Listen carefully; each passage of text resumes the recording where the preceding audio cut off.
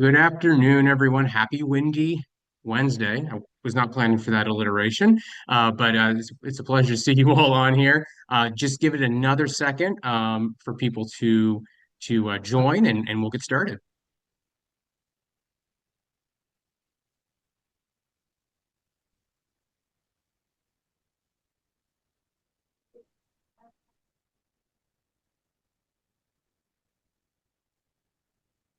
Okay, good afternoon, everyone. My name is Richard Ponte, and I'm the Director of Events and Programs for the Maine State Chamber of Commerce.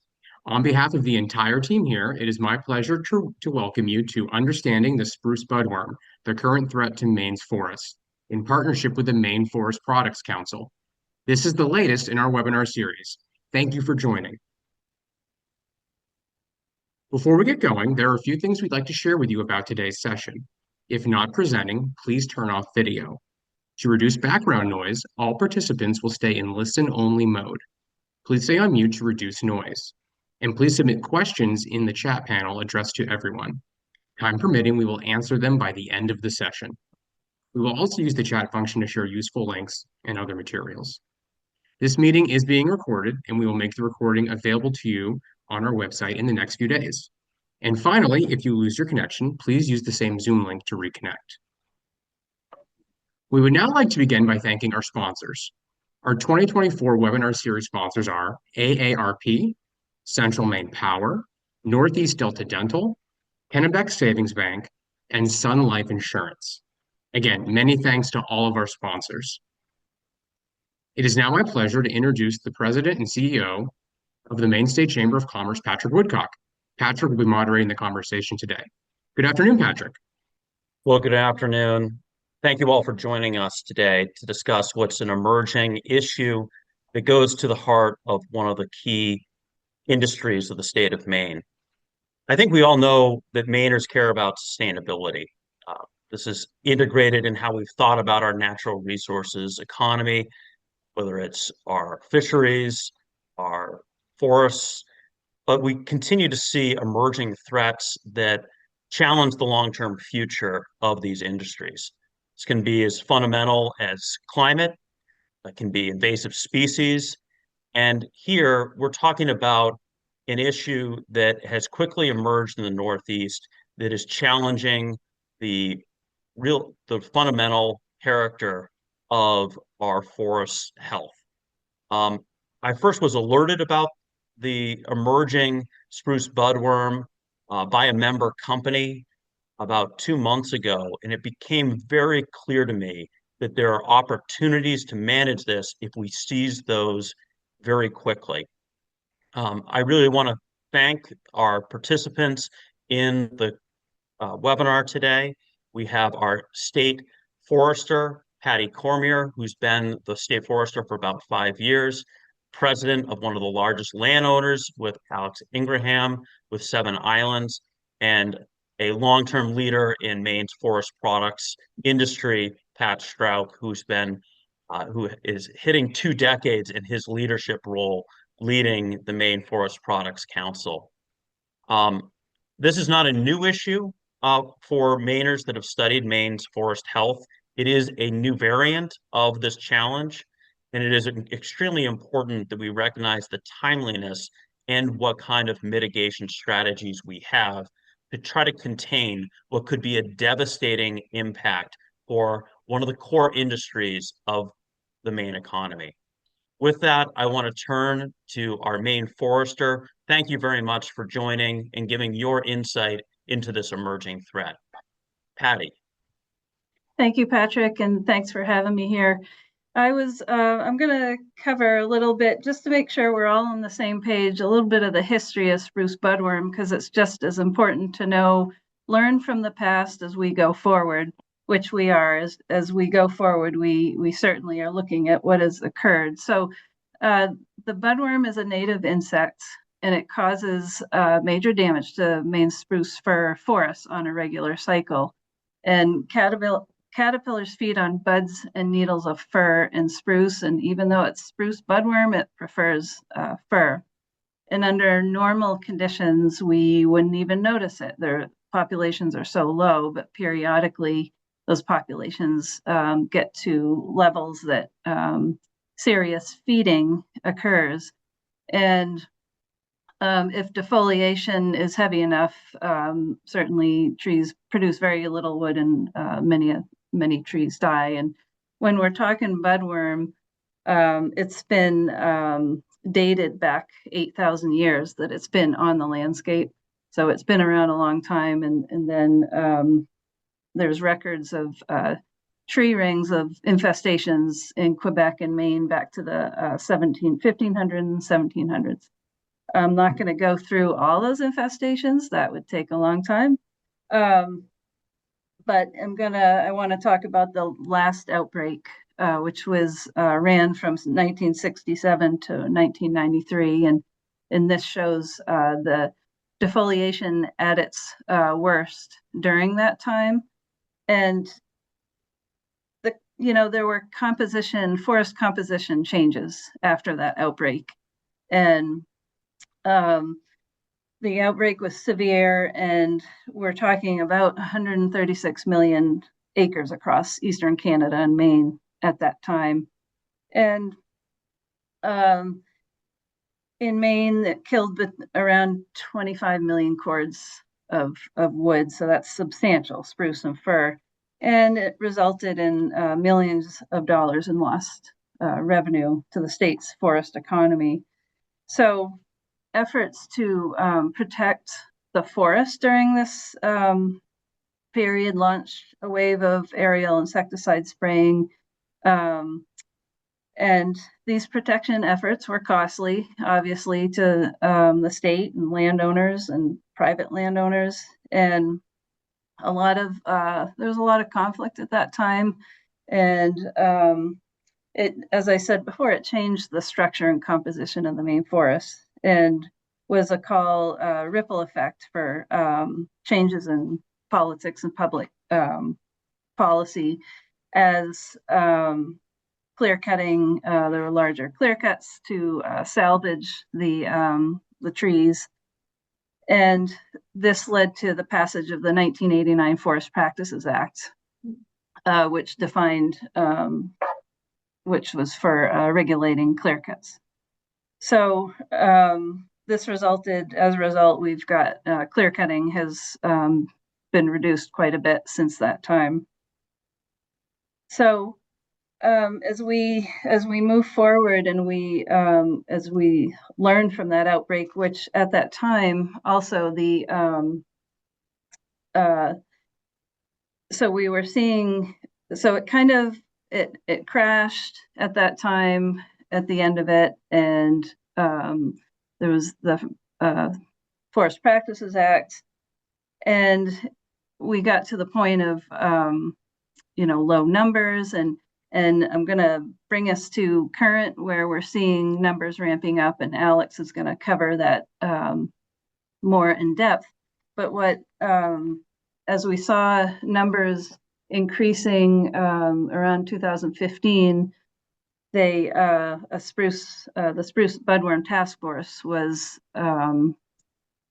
convened, and that was the Forest Products Council, Maine Forest Service, the Cooperative Forestry Research Unit at the university, and there came legislation out of that, which is the Spruce Budworm Management Act. And as we go forward, where there's likely needed changes in the roles and responsibilities, and we'll be looking at that Management Act going forward, and also convening the Spruce Budworm Task Force, which we've already started, along with landowners aligning with that Spruce Budworm Act. And I think I just wanted to point out that with the last Spruce Budworm outbreak, that what happened was, and what could happen again, is the glut of wood on the market, right? So we're aware that, and the last outbreak caused increase in mechanization for logging, and at that time, the Maine Forest Service assumed control over the Spruce Budworm Management Program, which probably, that's probably not going to be the same case this time around. And as we move forward, we're seeing good collaboration with all the players, and I think we're in a much better place as we go forward. So with that, I'm going to hand this over to Alex. All right, thank you, Patty. So an important table setting for spruce budworm is the spruce budworm life cycle.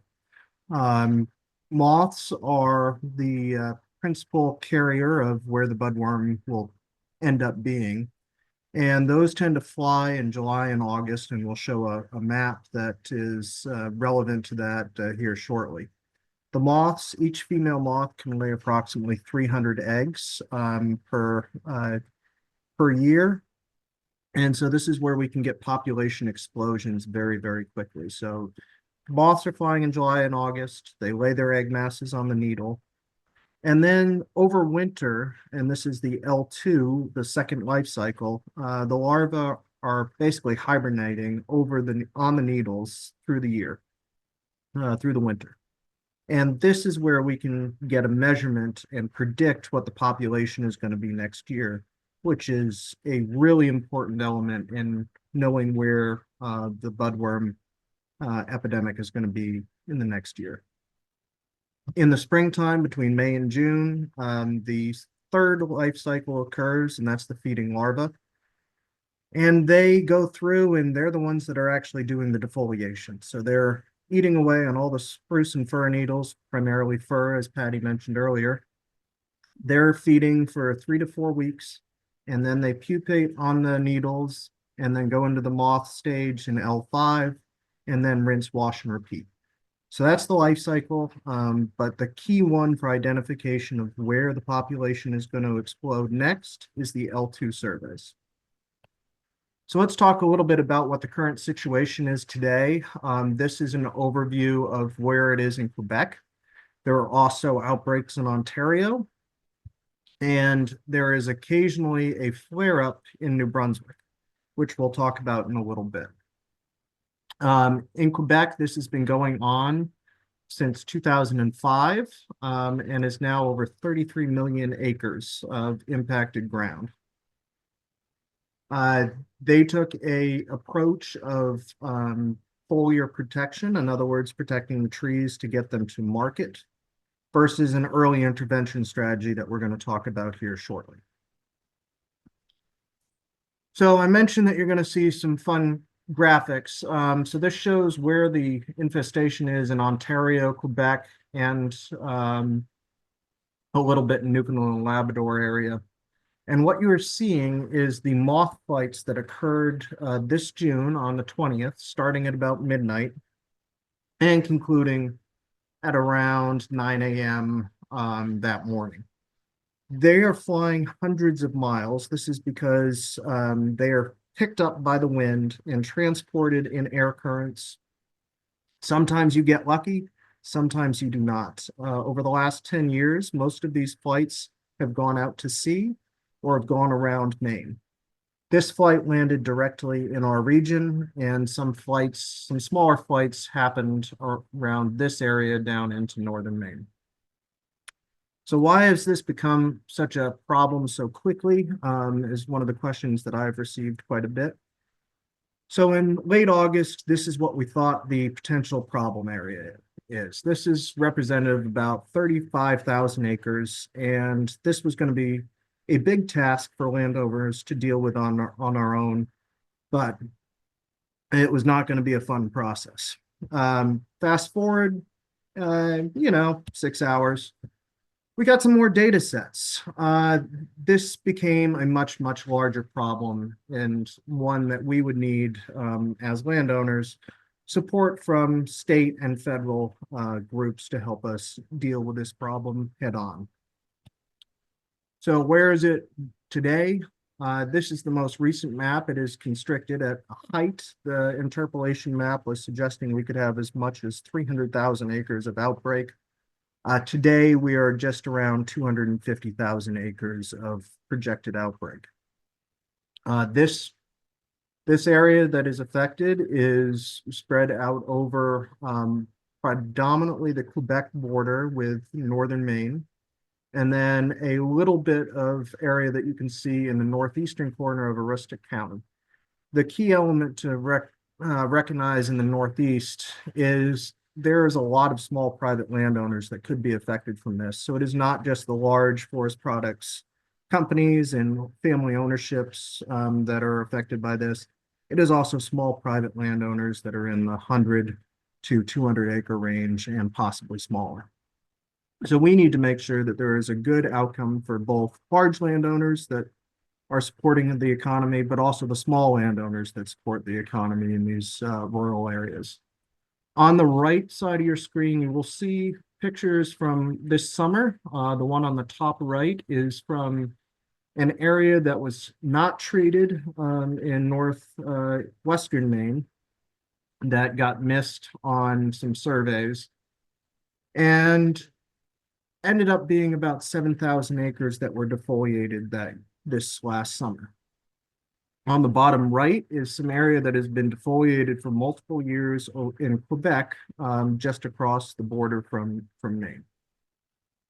So what does this mean? Well, if you have multiple years of defoliation and do not treat this issue with potential spray programs to go and treat the acres and get to the insect, then you are looking at some significant issues that might crop up over the next few years, particularly environmental impacts. What we have seen in Quebec is a good case study of what happens when you do very limited treatments.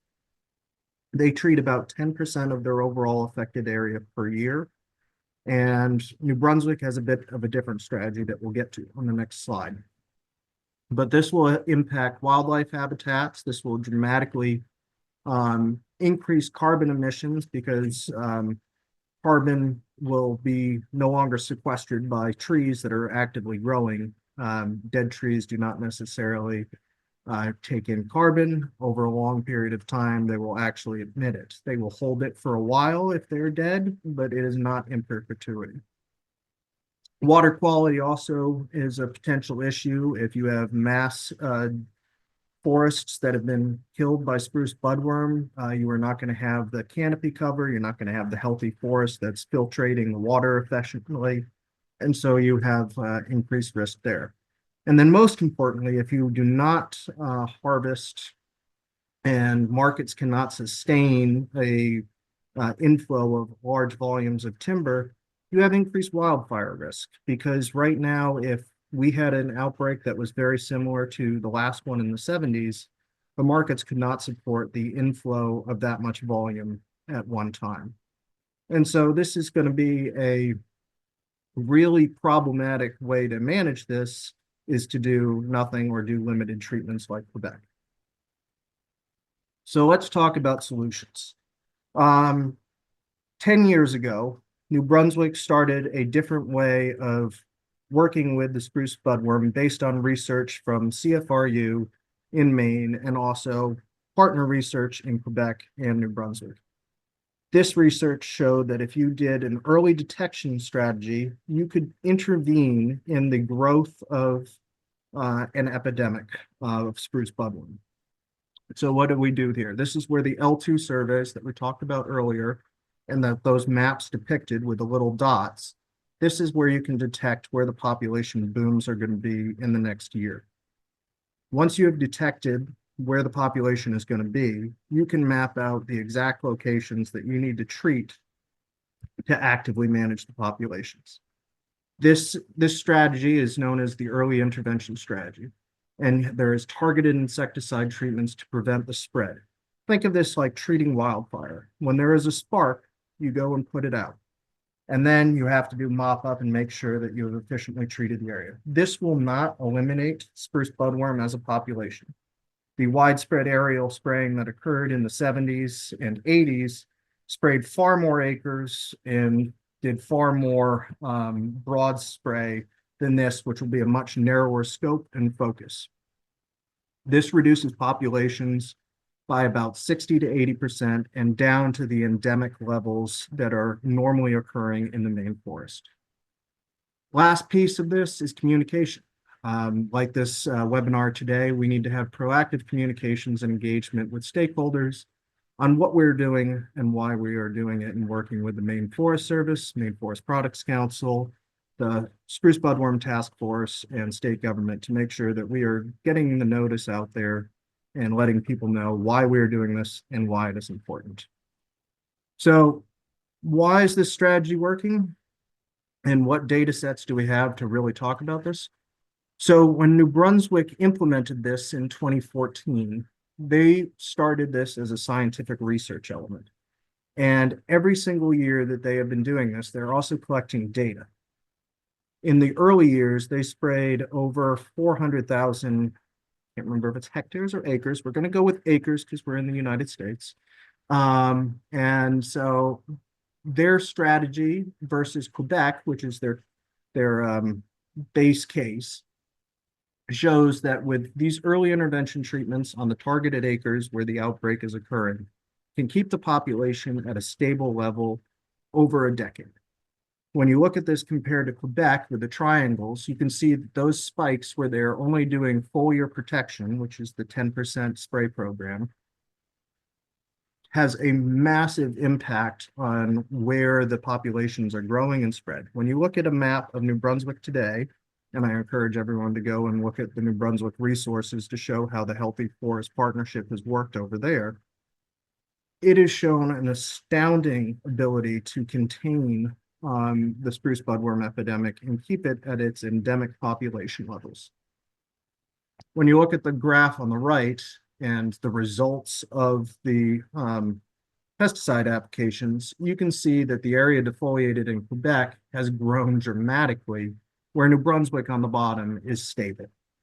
This shows that you can effectively manage the population over time and do it on a way where you are not flooding the market with timber and causing damage to the economy. So with that, I will hand it over to Patrick Strauch of the Maine Forest Products Council to talk a little bit about the economic impacts and why the time to act is now. Patrick.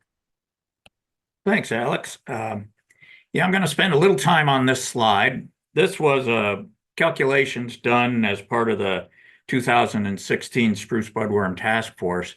We wanted to get a feel for what are the economic implications of the various kinds of infestations we could have. And this is really kind of giving us an idea of what the potential damage could be and why we as a state really need to think about this. I know everybody in the forest industry can be affected by this infestation, and so it's really important to understand the dynamics. But under this case scenario that we've put in front of you here, that's about 500,000 cords of annual wood supply reduced. So what does that mean? If we look at spruce fir alone, we harvest, I'm going to put it into tons, about 1 million tons. I mean, this represents about 1 million tons. We actually harvest about 2.6 million tons. So 40% of the spruce fir resource could be affected by spruce budworm. So all those truckloads of 2x4s heading down the interstate we see are part of the challenge that we're going to face if we have an infestation that is worst case scenario. If we look at it in terms of economic, annual economic impact, it's about $794 million worth of goods. And to put that in perspective, that's about 10% of the $8.1 billion that our industry makes to the contribution that contributes to the economy of the state. So a 10% hit on our overall economy is not going to be great. Our industry is about 4% of the GDP. That's 1 out of every $25 in the gross state product. So we're all vested in this. It may be up in this northwest corner of Maine, but it's an issue that is going to have an effect, and we'll talk about the multiplier effect as well. Jobs is the other thing that we take a look at if you want to equate those cords to jobs. 3,865 direct and indirect jobs could be affected if we don't do anything with the budworm. It's a huge number for us. It's about let's see, it's 12% of the total workforce in the forest industry. It can hit loggers, it will hit mill owners, it will hit pulp and paper mill jobs as well if the supply of wood is drastically taken out of the market. So the jobs are really important, and this is a factor that is directly affected by the infestation. You just lose that timber. You can scramble to try and harvest it, but that's a tough scenario to follow through. When we look at the supply chain, because this industry is critically linked, we have landowners, loggers, mills, all of those pieces of the industry really need to be healthy. And when we start, for instance, having a boatload of spruce and fir that needs to be harvested because it's dying, we begin to take away the hardwood supply that some of our paper mills need in order to fill the orders and to keep those jobs going. So sawmills are directly affected as well. Deliveries can be offset and chaotic because we're trying to deal with an oversupply of wood flooding the market.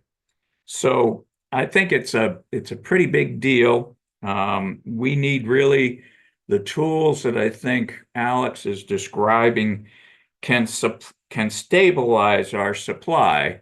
They can stabilize our economic impact, and they can stabilize the jobs. And that's really what our strategy involves. It's precise, it's scientific, and we think it's going to be the best path forward, moving Maine forward in our forest economy. Thanks, Alex. Thanks, Pat.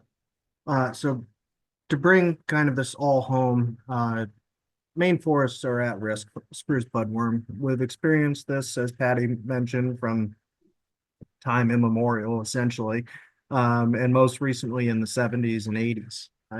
We do not want to go through the same structure and epidemic way that we did before, and we have the science and the technology to really do this a little bit differently. And the success of the New Brunswick early intervention strategy is really what we're pushing for here in this state, and also in other regions like New Hampshire, Vermont, and New York, if it starts impacting those states as well. Balsam fir is a major component of the Maine forest, and as Pat alluded to, is at significant risk.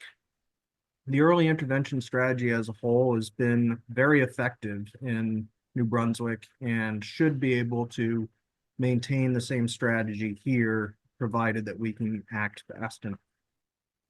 The window is very, very narrow in order to get federal funding and state funding, and also secure private funding from the landowners that are also going to be working to combat this on their land base. Overall, time to act is now. 2025, April, May, June is coming up very, very quickly. And we need to ensure that we have the right tools in place and the right coordination to make sure that this does not become an economic disaster. So with that, I will turn it back over to Patrick Woodcock and let him take over. Thank you all. Appreciate the historical insights, the current status, the regional variation in how mitigation strategies have been effective, and overall the economic impact. I just want to add a couple comments from the Maine State Chamber's perspective on the forest products industry. Just reviewing Maine Won't Wait's strategy, the most updated plan, forest appears 157 times in the report. And I think that is rightfully identified not only as a sequestration strategy, but as a product mitigation of looking at substitutes for plastics, building supplies, insulation, uh, but also in a way to ensure that Maine can take advantage of the economic opportunities regionally, nationally, with a transition to a uh, lower greenhouse gas footprint. It is all predicated on a healthy forest. And I think we have to understand that this is integrated into our overall economic development strategy. I don't think it's a state secret, but forest products companies are by far the largest area of where companies are starting to think about the state of Maine. It is our comparative advantage. It is what we're constantly thinking about for attracting business investment.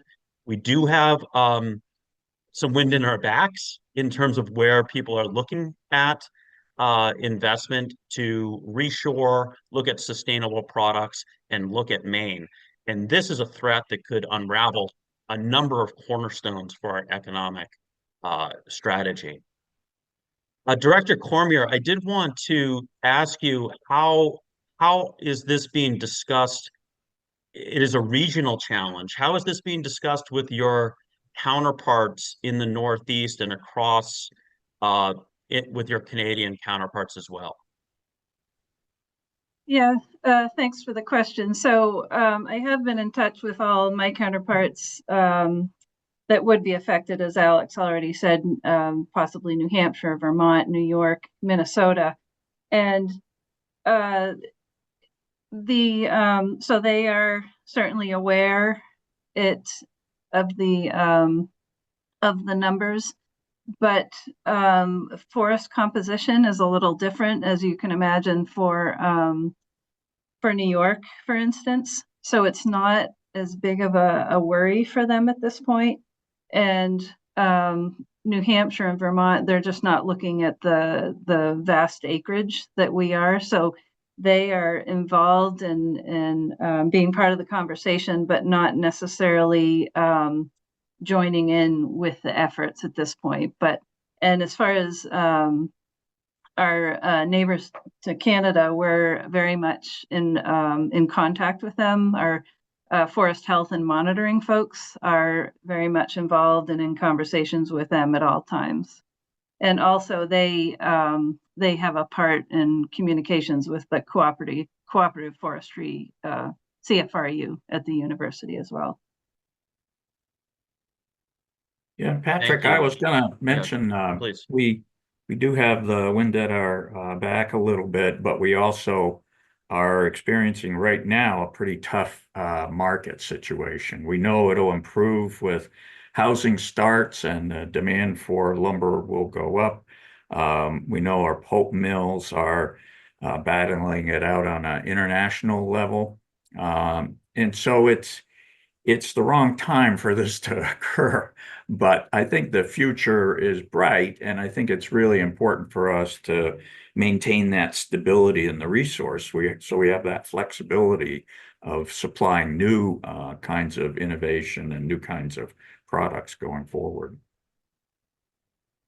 I think maybe a natural question would be, forest owners, they are managing their property. They have, when things are going well, they profit from their harvest. And now, why isn't it responsible for each forest owner to manage this themselves, Alex? Why should there be a state, federal intervention here, rather than just the forest owners addressing this themselves?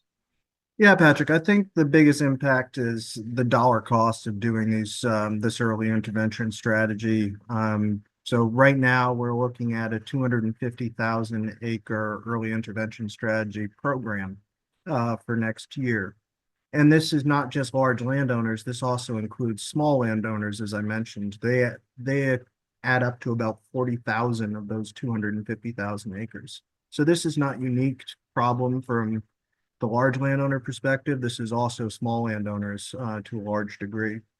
And managing this on our own, each of us can do this, but we need coordination. And the large landowners have come together, and frankly, some small landowners as well, to work on this potential solution and work in concert with Patty and the Maine Forest Service and Patrick and the Maine Forest Products Council to really put the pieces together that can allow us to have a coordinated effort and make sure that we're all rowing in the same direction.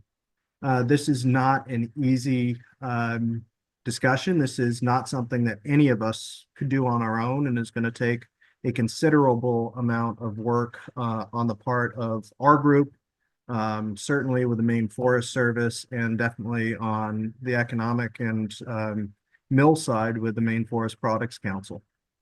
And this is a team effort, and it needs to be, because we are talking about large dollars. This has the chance of being a multi-year issue, but we can mitigate that by spending dollars now and to really push back on the growth of this epidemic. So that's a very long-winded way to answer your question, but what I've said several times is the best dollar spent on this is going to be the first dollar, because we can push this fire back as a fire truck goes by my office. So I apologize for anyone. Its timing was impeccable. So we need to push this back, keep it at endemic population levels, and really give this the chance to not become an issue like it has in Quebec, where we've seen wildfires in part of the Crown lands over the last few years. That smoke that everyone got to enjoy last summer in particular in DC, New York, and even up here in Maine. A lot of that came from spruce budworm damaged forests in northern Quebec. So we do not want to see that in Maine. And if I could, I I could add to his answer, in that, you know, as far as managing for small private landowners, it's still a choice for that small private landowner to manage as they wish. It's just that you know, we all certainly want the tools available, and we want folks educated to the science of it and the impact of which types of management protocol will result in what. It's kind of an interesting dilemma, because we've got the virtual fire burning in Quebec that can continue to populate our areas. What we're trying to do is outlast that epidemic, minimize its effect as the bugs fly over here.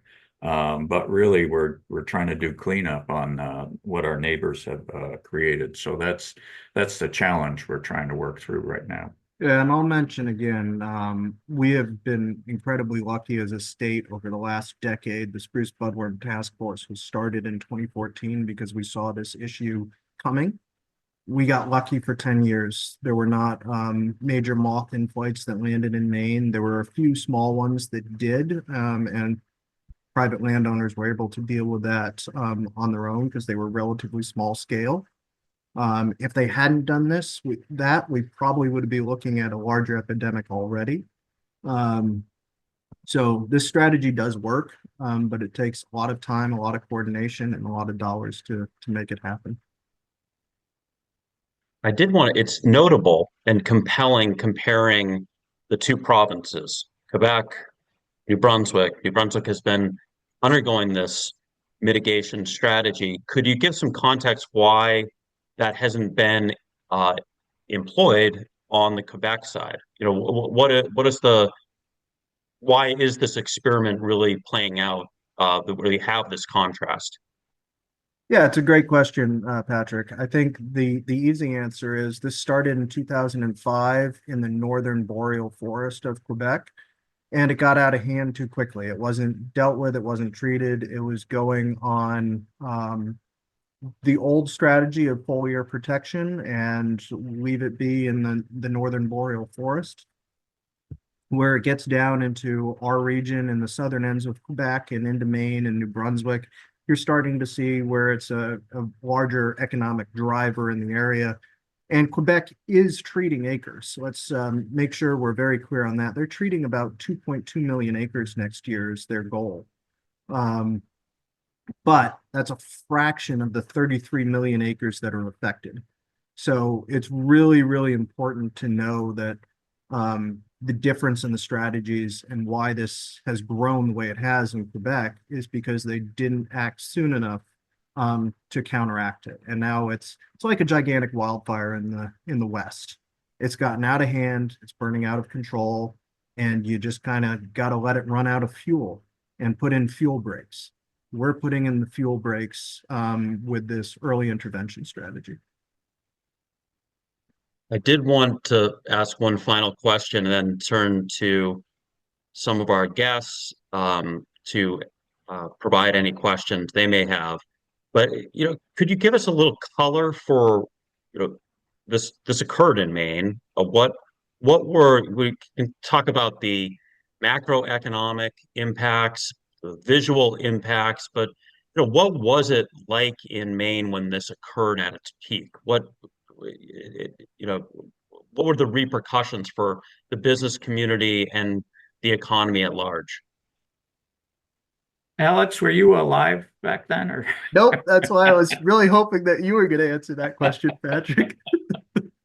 Well, I was a young forester at the University of Maine, and I somehow skirted through without too much awareness. But I will tell you, I can remember camping actually down east Maine at a campgrounds, and there were no green spruce and balsam fir in that facility.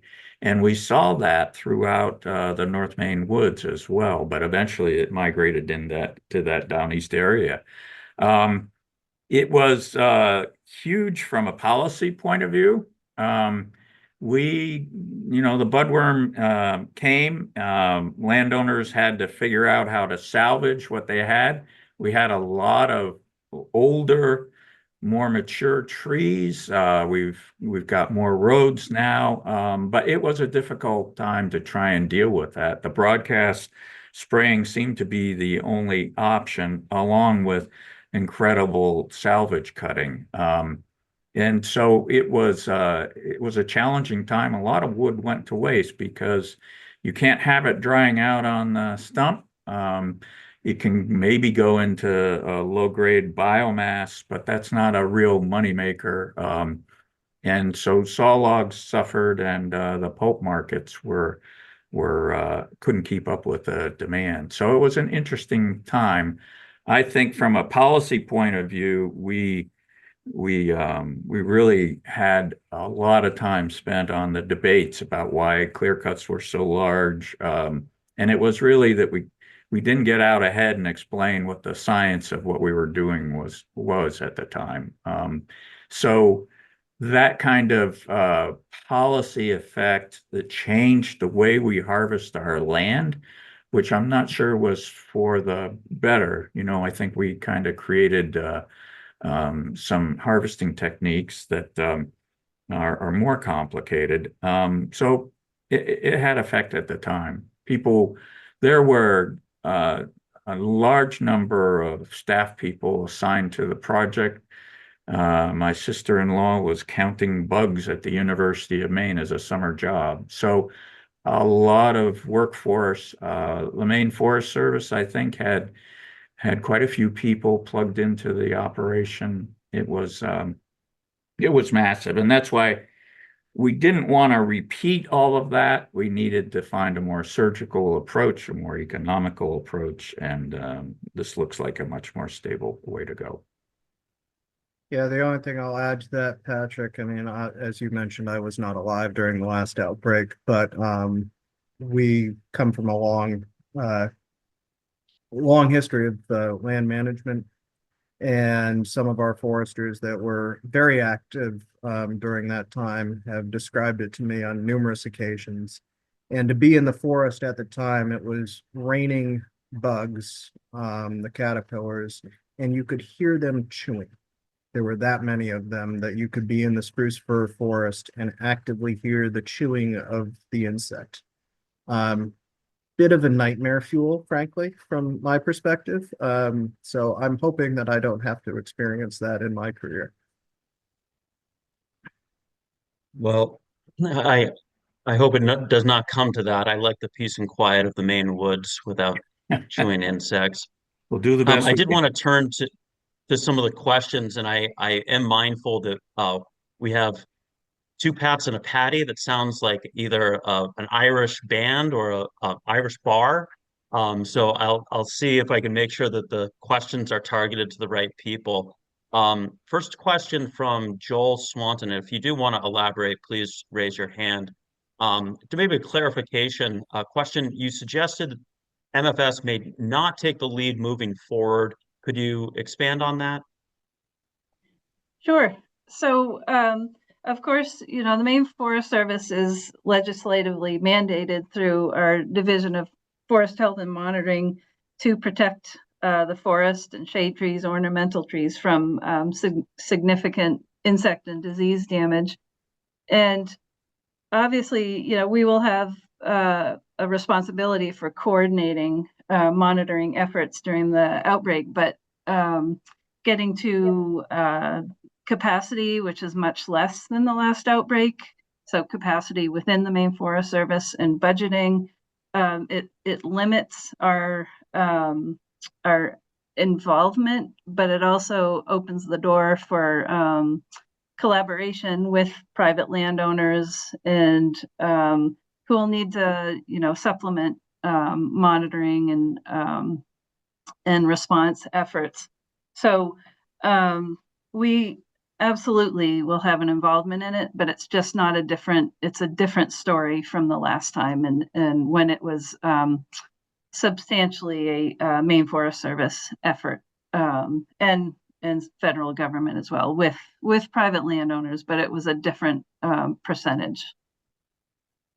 Yeah, I think Patrick, just to add on to that, the private landowners are here to give Patty as much support as we can and make this an easier process because we do realize the limitations of what budget dollars are short everywhere. And so what way can we do this in the most cost efficient but highly targeted way possible? And so L2s and this strategy really play into that. And all of our landowners that are working on this effort are working closely with the Maine Forest Service, Patty, and our federal delegation and our state government to really make sure that we're doing this the right way and as efficiently as we can and as budget conscious as we can, because at the end of the day, there's not a lot of dollars to go around. So we need to make sure that we're doing this as in the best manner that we can, but also in the best efficiency and dollar sense that we can. Thank you. And if anybody has a follow-up, please raise your hand. The next question was from Representative Ankleys from Brunswick. I'm going to paraphrase effectively. What are the environmental costs and consequences of chemical spraying? How would it be applied? How does it break down? Collateral damage, and do we have the strategy and personnel to execute this? Alex, Yeah, you want to take that? I can take that question. Yeah. So it's an excellent question. So the difference between tebufenicide and BTK, which is I'm not going to get it's basically BTK is a biologic, and so it's a naturally occurring bacteria that attacks the gut of the budworm, and it lasts for about a week, and it needs to be applied twice to have efficacy. Tebufenicide is the synthetic version of BTK for all intents and purposes, and it has a slightly longer window of 3 weeks.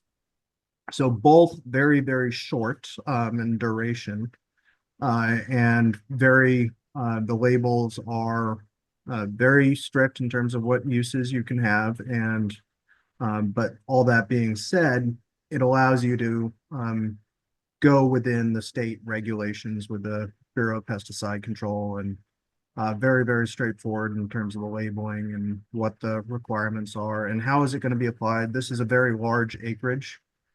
So we will most likely be using fixed wing aircraft to apply the chemical.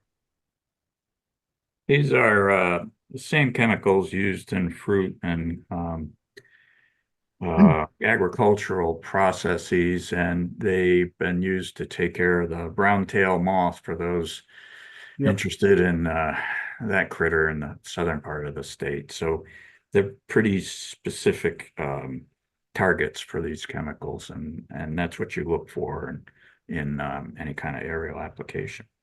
Yep, they target moths in particular, and brown tail moths for agriculture and crops. BTK is organic labeled, at least one of the variants is. And tebufenicide, or label name Mimic, is also a very effective and useful. And that cost-wise, for one application, they're very, very similar. But you do have to apply BTK twice in order to get the same effective treatment. And so it's double the cost as a result of that. Now, I just wanted to reemphasize that the proposed spraying program is to prevent a bigger infestation, which would require more spraying. So this early intervention is going to reduce the acres of needed spraying. Yeah, that's an important note, Patty. And it also, from an environmental and economic perspective, reduces the risk from wildfire, economic impact, and environmental impact associated with keeping the forest healthy. And that's the goal. And Allison can probably explain a lot of that better than Patty and I. So what did we miss, Allison? Not much. I'm sorry, I'm trying to find my camera. Oh, there it is. I don't know, can you see me? But so I just wanted to mention, I think you already mentioned it, Alex, but that both BTK and tebufenicide are very targeted to lepidopterans, so caterpillars, and also they're also not contact insecticides. So, you know, with some insecticides, you spray them, they hit the insect and they kill the insect.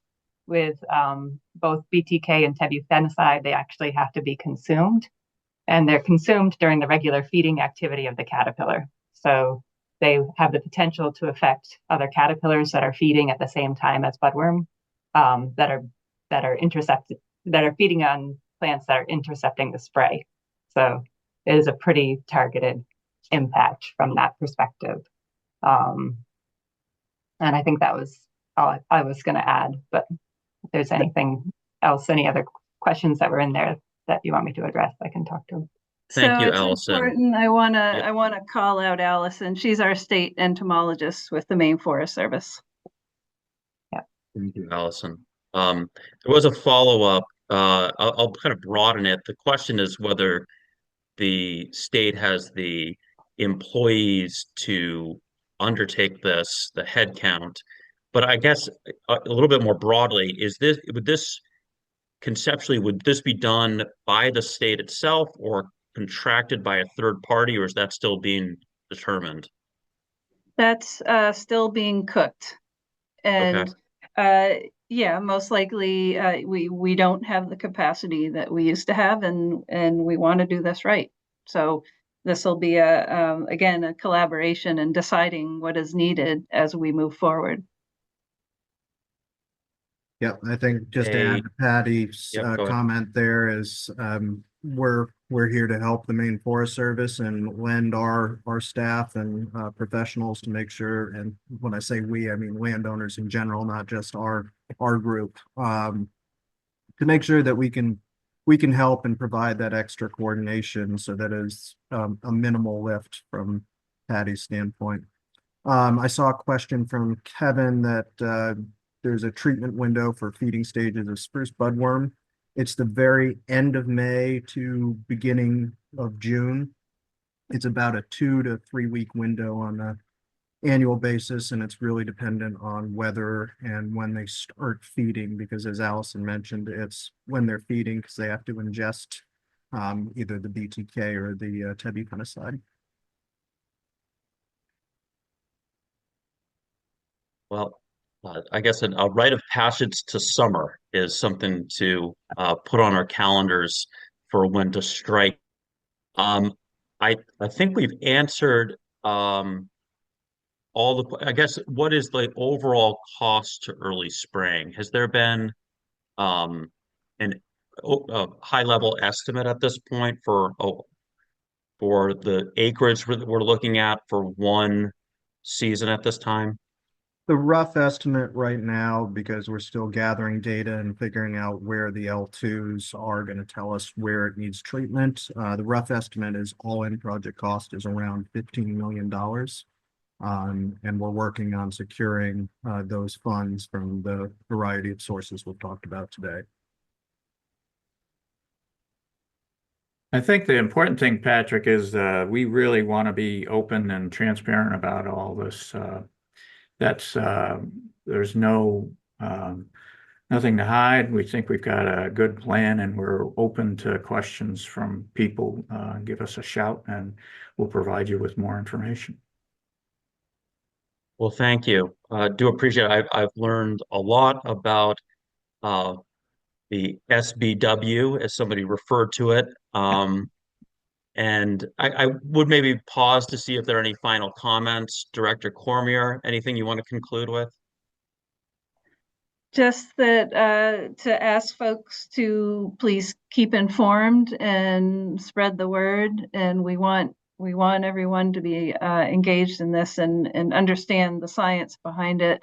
And as Patrick said, nobody's trying to hide anything. It's about the health of the forest for the state and it affects everybody. And then Alex, any final comments? Yep, my final word would be economic impact. The cost of doing this program versus the economic impact of doing nothing strongly weighs the early intervention strategy. It keeps a healthy forest and it keeps a healthy economy.